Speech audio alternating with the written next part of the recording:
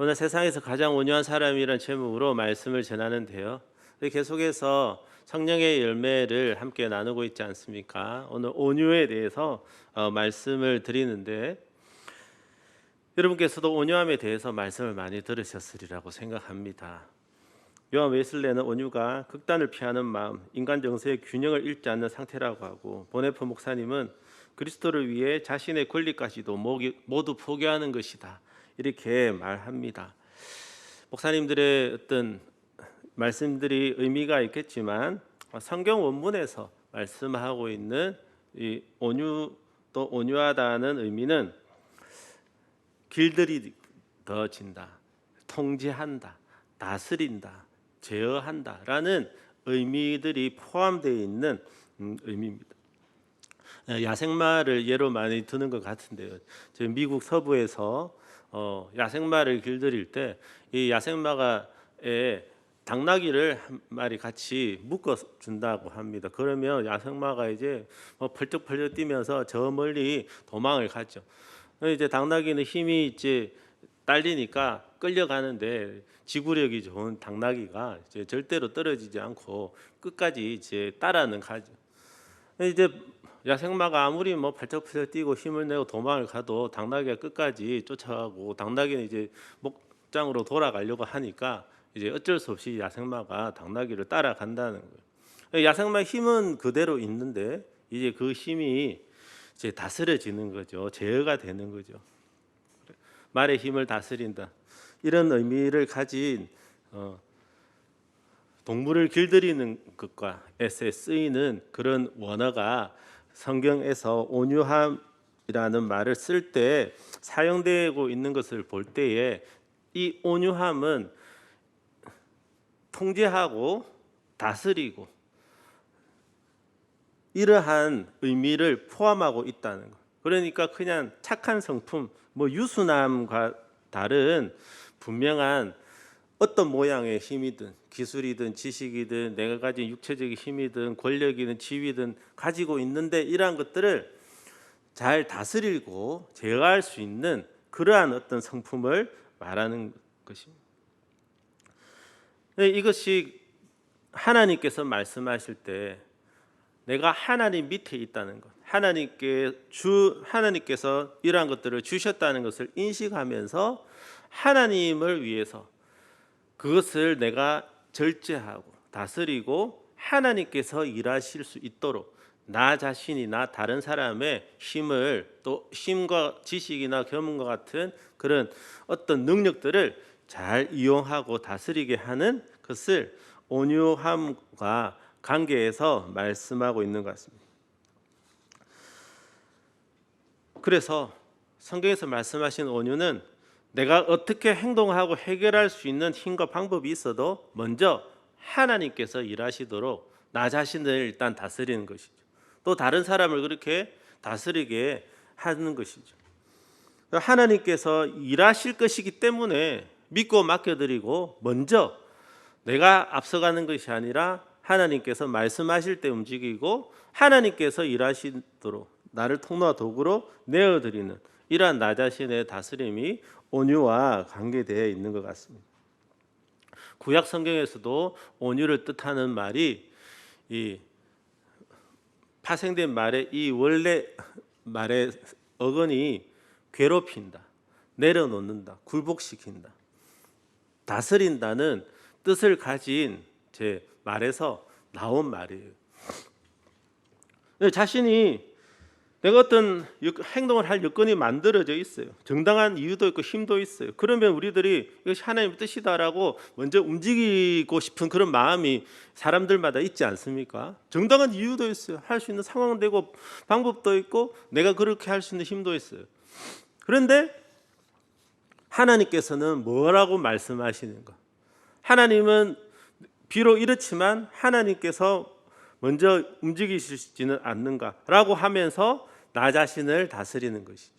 또 다른 사람을 그렇게 하려고 할 때에 하나님께서 말씀하시도록, 하나님께서 일하시도록 그를 통제하고 다스리는 사람이 온유한 사람이다.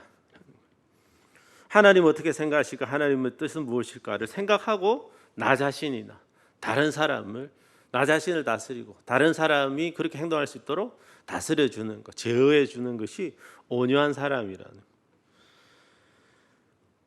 그런데 거기다가 만일 어떤 사람의 잘못을 보았어요, 불의를 보았어요, 상대방이 잘못한 것이 분명해요, 나는 그것을 알고 있고 내가 어떤 그것을 어떻게 할 수 있는 지위와 힘을 가지고 있다고 하면 우리는 그것에 대해서 더 제어하기 어렵겠죠.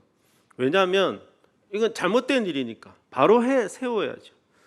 그렇게 해서 내가 움직일 수 있지만, 그렇게 하는 것이 무조건 틀렸다는 것은 아니라 하더라도 하나님께 먼저 물어보고 하나님은 어떻게 말씀하시는지 일하시는지를 먼저 그것을 물어보고 행동하게 하는 것이 온유한 사람이라는 것입니다.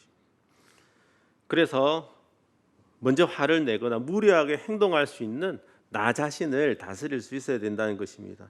그래서 성경은 에베소 4장 1절 2절에 그러므로 주 안에서 갇힌 몸이 된 내가 여러분에게 권합니다.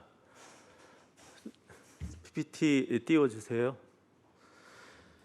여러분은 부르심을 받았으니 그 부르심에 합당하게 살아가십시오.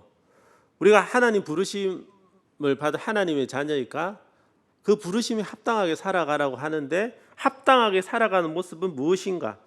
겸손함과 온유함으로 깍듯이 대하십시오. 넘겨주세요. 오래 참음으로써 사랑으로 서로 용납하십시오. 그거 아닙니다. 그 앞에 에베소서 1장 1절 2절. 부르심을 받은 대로 합당하게 행하는데, 합당 행하는 모습이 무엇인가? 겸손함과 온유함으로 깍듯하게 대하라는 것입니다.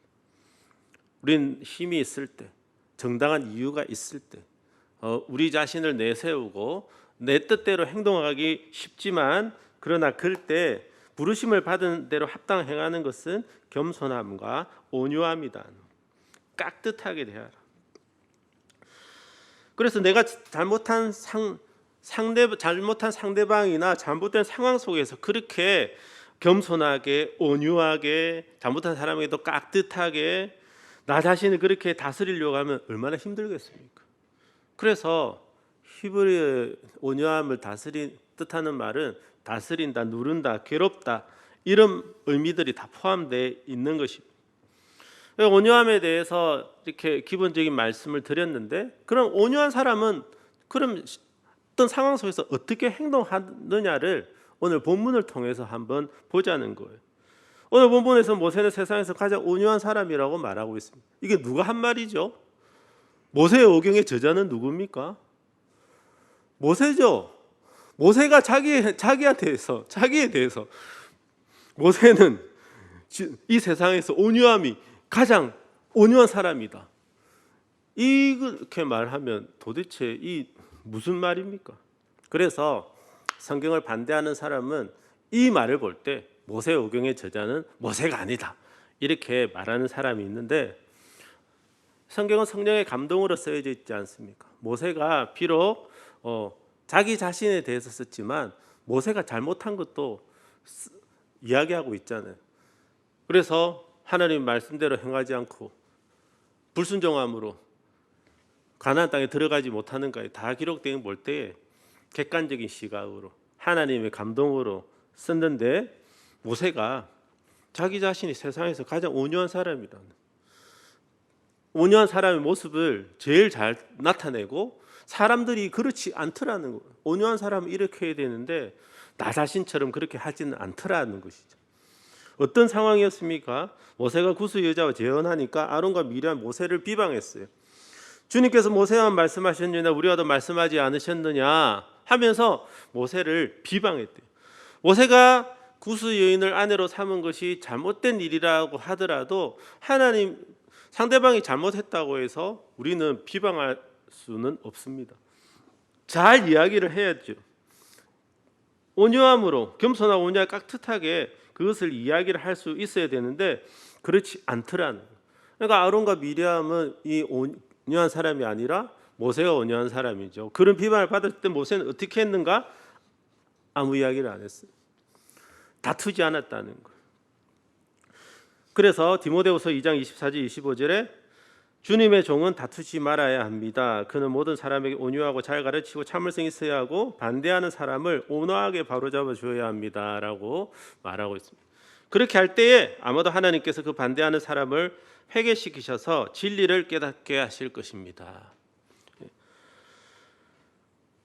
아론과 미리암도 주의 종이었죠. 지도자였죠. 그런데 모세가 잘못했다고 했을 때 모세에게 비방을 했다는 거예요. 그것은 합당하지 않은 거예요. 그런데 그렇게 한 이유가 뭐냐면 하나님께서 율법에 이방 여인을 취하지 말라고, 이방 여인과 결혼하지 말라고 했는데 왜 당신이 이방 여인과 결혼을 하느냐라고 그래서 되냐 하고 이렇게 나쁘게 이야기를 한 거죠. 근데 실제로는 하나님께서 모든 이방 여인과 결혼하지 말라고 하신 것이 아니라 이제 하나님을 믿지 않는 이방 여인, 이스라엘을 나온 출애굽한 이스라엘 사람들 중에는 여러 잡족들이 다 섞여 있었습니다. 그 중에서 구스 여인이 있었고 이 여인은 아무래도 하나님을 믿는 잡족들 중에 한 사람인 것 같습니다. 그래서 했는데 모세를 비방하니까 하나님께 하니까 모세는 비록 내 형님이고 누나고 내 동생이지만 하나님께서 세우신 권위자잖아요. 그런데 그러한 것들에 대해서 인정하지 않고 비방을 할 때 모세가 지금 당신들이 내 형님 누나라고 하지만 지금 내가 누군데 당신들이 이렇게 말하냐라고 하면서 다투지 않았다는 거예요. 권위를 내세우지 않았다는 거예요. 입을 다물었다는 거예요. 하나님은 뭐라고 말씀하시는지 먼저 들어보자는 거예요. 그래서 하나님이 이 말을 들으셨더라 본문에서 말하죠. 그리고 하나님께서 갑자기 모세와 아론에게 아론과 미리암이 이르시되 새번역에는 하나님께서 당장 그들을 부르셨다 이렇게 말씀하고 있습니다. 하나님이 아론과 미리암 말합니다. 모세는 내 온 집에 충성하는 사람이야. 그리고 너희들도 내 음성을 듣고 내가 너를 쓰고 있지만 모세는 너희들과 차원이 달라. 나의 형상을 보는 사람이야 라고 하면서 그 죄를 물으셔서 미리암에게 나병이 이 바라게 만드십니다. 나병이 생겼다는 것은 저주의 상징이잖아요. 진 안에 들어올 수가 없었습니다. 이스라엘 진 밖에 있는 사람이 버리셨다는 말이에요. 그만큼 하나님께서 진노하셨다는 거예요. 그때 바로 모세가 하나님께 부르짖으면서 기도합니다. 13절에 모세가 여호와께 부르짖어 이르되 하나님의 원하건대 그를 고쳐주셔서. 인간적으로는 어려운 일 아니겠습니까? 모세가 하나님의 집에 차원이 다른 충성과 하나님과 차원이 다른 관계 속에 있는 사람이었는데 그런 모세를 얼마나 비방했으면 하나님이 그 쓰임받고 있는 지도자들인 아론과 미리암 중에서 미리암에게 나병이 생기게 하십니다. 그냥 좀 야단치시는 것이 아니라 이제 하나님이 그냥 버리신 것 같은 이스라엘 백성도 내 자녀도 아니야 라고 말씀하실 정도의 그런 징계를 내리셨다는 거. 모세가 인간적으로는 충분히 화가 나고 마음의 상처를 받았을 수 있었겠죠. 그런데 남의 글 미련 보면서 하나님께 기도합니다. 하나님 저를 고쳐주십시오 간절하게. 그런데 인간의 죄성은 이런 마음을 가질 수 있잖아요. 하나님께 고쳐달라고 기도를 할 때 하더라도 지금은 아니야. 좀 정신 차려야지. 안 그러면 또 나중에 헷가닥하면 또 똑같은 일을 할 거 아니야. 그러니까 조금 보고 어떻게 나오는지 보고 정신 차리면 하나님 기도해서 고쳐줘야 되겠다. 사람의 죄성은 이렇지만 모세는 그렇지 않았다는 것입니다. 온유한 사람은 이러한 사람이에요. 자신이 잘못하지 않았는데 상대방이 오해해서 공격하더라도 자신의 옳음이나 권위로 상대방을 부끄럽게 하거나 다투지 않는 사람이에요. 자신이 마땅히 존중받을 만큼 헌신하고 하나님의 특별한 사랑을 받고 있지만 자신의 권위를 인정하지 않고 대적하는 사람이 당하는 고통과 어려움을 외면하지 않고 마음을 다해 도와주는 사람이라는 것입니다. 그래서 모세가 다른 여러 상황들이 있었지만 이 상황에서 모세가 평가할 때 모세는 나는 가장 세상에서 온유한 자다라고 그렇게 말을 했다는 것입니다.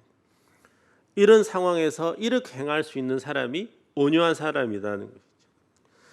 모세의 여러 모습들은 상대방이 죄성을 드러내고 분노하고 근거 없이 불평하고 건의에 도전할 때 모세는 그들과 씨름하고 다투거나 문제를 해결하지 않고 그들에게 참고 격려하고 하나님과 문제를 해결하는 사람이었다는 것입니다. 온유한 사람의 특징은 그랬다는 거예요. 바로를 찾아가서 내 백성을 보내라고 하니까 바로가 무슨 여호와가 뭔데 이래라 저래라 하냐고 노동을 더 무겁게 시키니까 이스라엘 사람들이 모세와 아론을 원망하죠. 그때 아무 말을 안 했어요. 내가 당신들 위해서 이렇게 고생하고 그렇게 하는데 뭐 하나님의 뜻이 있겠지 왜 당신들 이렇게 못 참고 하느냐라고 하지 않고 그들을 용납했다는 것입니다. 홍해 바다를 건너기 전에도 마찬가지였어요. 이렇게 10가지 기적을 경험하고 홍해 앞에 섰는데 이집트 군대가 쫓아오니까 이제 왜 우리를 이렇게 불러내었느냐 우리가 다 죽게 생겼다 막 할 때 모세를 원망할 때 모세는 그들에게 위로하고 격려를 주었습니다. 두려워하지 마십시오. 당신들은 가만히 서서 오늘 여호와께서 어떻게 하시는지 지켜보고 구원하시는 것을 지켜만 보십시오. 주님께서 우리를 위해 싸우실 것입니다. 진정하십시오. 라고 그들을 격려했다는 거예요. 그런데 모세의 마음이 평안해서 하나님께서 홍해 바다를 가르칠 것을 알고 있었기 때문이 아니라요. 그들과 다투지 않았다는 거예요. 그들과 씨름하고 해봐야 무슨 결과가 있습니까? 지금 이 상황에서 뭐 내가 뭐 어떻게 하라고 나도 이렇게 될 줄 알았나라고 하는 것이 무슨 문제 해결이 되며 은혜가 되겠습니까? 그들에 대해서 그들이 그렇게 원망 불평했지만 그들에게는 위로하고 격려하고 하나님께 부르짖었다는. 그래서 하나님께서 말씀하신 너는 왜 내게 부르짖냐? 네 손에 쥔 지팡이를 앞으로 내밀어. 하나님께 부르짖었대요. 하나님과 해결하는 사람이 온유한 사람이라는 거예요. 사실 모세 개인적으로 억울할 수 있죠. 하나님 부르심 받아서 하나님이 시킨 대로 했는데 나타난 일들은 자기가 다 욕먹어. 그래가지고 홍해 바다를 건너가니까 3일 만에 또 물이 없다고 또 원망불평하죠. 또 물을 주니까 먹을 것이 없다고 하죠. 먹을 만나를 주니까 또 고기를 먹고 싶다고 기력이 없다고 하면 또 밤새도록 울고 불고. 그래서 하나님한테 하나님 내를 빨리 그냥 죽여주십시오. 제가 하나님께 은혜 받은 사람이 맞으면 그냥 차라리 저를 빨리 좀 죽여서 더 이상 고통 좀 당하지 않게 해주십시오. 얼마나 힘들게 했으면 나를 즉시 죽여달라고 그렇게 하나님께 이야기했겠습니까? 모세가 뭘 잘못했습니까? 하나님 부르심 받아서 하나님 시킨 대로 했을 뿐이지 않습니까? 그런데 사람들이 원망불평하고 하나님께서 주신 권위도 무시하고 고라자손도 역시 마찬가지죠. 고라자손이 너희들이 지나치도다. 우리도 다 하나님께 택하심 받았는데 왜 아론만 대제사장에 우리도 할 수 있는데 하면서 이스라엘 지도자 250명이 그렇게 대적했습니다. 그때 그 말을 듣고 모세가 엎드렸다고 성경에 나와 있어요. 엎드렸. 하나님께 기도했다는 것이죠. 그들과 씨름하고 그들에게 하고 하면서 너희들이 지금 누구한테 너희들이 지금 어디서 그렇게 하지 않고 하나님 앞에 엎드리고 하나님께서 말씀하시는 거 듣고 내일 너희들이 다 나와. 고라자손 너희들이 분수에 지나치다. 하나님께서 말씀하실 것이다. 내일 다 나와. 하나님이 하시는 말씀을 듣고서 그 다음에 움직였다는 것이. 하나님이 일하실 수 있도록 먼저 자신을 다스리고 그 다음에 하나님께서 말씀하신 다음에 말하고 움직이는 사람이 온유한 사람이다. 우리들은 하나님께 부르심 받은 하나님의 자녀들 아닙니까?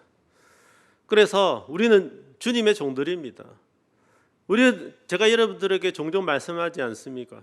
여러분들은 세상의 사역자들입니다. 세상에 계신 사역자들입니다. 저희들이 교회에서 여러분들을 섬기고 있지만 섬기는 교역자지만 여러분들은 세상 사람들을 섬기는 세상의 사역자들이 아니십니까? 주의 종은요 마땅히 다투지 않는다고 했어요. 여러분들께서도 가정에서 부모로 또는 일터에서 어떤 사람에게는 직원 상사로 또 이 세상 사람들에게는 하나님의 말씀을 전하는 주의 종으로 우리들이 다 직분을 가지고 있지 않습니까? 그럴 때 우리가 그 사람들에 대해서 겸손함과 온유함으로 깍듯하게 대하는 사람이 되어야 된다는 것입니다. 그래서 온유함을 가지라는 거예요. 여러분들이 가지고 있는 어떤 힘을 하나님의 영광이 나타날 수 있도록, 내가 분노할 만한 상황이지만, 충분히 지적할 수 있는 상황이지만 하나님은 뭐라고 말씀하시는지, 하나님은 어떻게 일하시는지 먼저 묻고 내어드리고 하나님이 일하실 수 있도록 나 자신이 통로와 도구가 될 수 있도록 그렇게 먼저 하고서 나 자신을 그 일들을 감당하는 것. 자녀들에게 내가 부모로서 말할 수 있죠. 상사로서 말할 수 있죠. 이 세상 사람들이 잘못한 거에서 말할 수 있죠. 그러나 나의 말하는 방법과 행동이 또 순서가 하나님께서 기뻐하시고 하나님께서 허락하시고 하나님이 영광 받으시는 말의 모습인가, 행동의 모습인가, 그 순서인가 라는 것을 우리가 살펴보아야 된다는 것입니다. 그렇게 하는 것이 온유한 사람이라는 것입니다. 우리는 온유함의 모습을 예수님에서 찾지 않습니까? 나는 마음이 온유하고 겸손하다. 이때 말씀하시는 그 온유함이 바로 이는, 예수님은 힘을 가지고 계셨지만 예수님께서는 이 세상 사람들을 섬기러 오셨지 다투지 않으셨잖아요. 십자가에 달려서 고난당하시고 조롱당하셨지만 그 힘을 이용해 재판을 받을 때 빌라도이 그렇게 말했지 않습니까? 내가 지금이라도 12영이 더 되는 천사들을 보내어서 이렇게 너희들 다 정리할 수 있게 내가 못할 줄 아느냐? 그러나 하나님의 뜻이 아니기 때문에 내가 그렇게 하지 않는다라고 예수님 말씀하시잖아요. 하실 수 있지만 하나님께서 하시게 예수님이 자기 자신을 다스리는 거죠. 우리 주변에는 자녀도 있습니다. 교회 성도님들도 있습니다. 세상 사람들도 있습니다. 그들이 어떻게 행하려고 할 때에 하나님께서 기뻐하시는 방법, 하나님 기뻐하시는 말의 모습, 행동, 하나님의 순서가 되도록 그들을 잘 다스리는 사람이, 잘 지도한 사람이 온유한 사람이라는 것이. 우리가 자녀들하고 다투어서 무슨 소용이 있습니까? 하나님과 씨름해야지. 자녀들과 다투어서, 우리 세상 사람들과 다투어서 어떻게 하나님의 영광이 나타납니까? 세상 사람들이 그렇게 잘못하더라도 내가 그것을 용납하고 하나님께 은혜를 구하고 하나님께서 일하시도록 하는 것이 온유한 사람이 해야 되는 모습이라는 것입니다.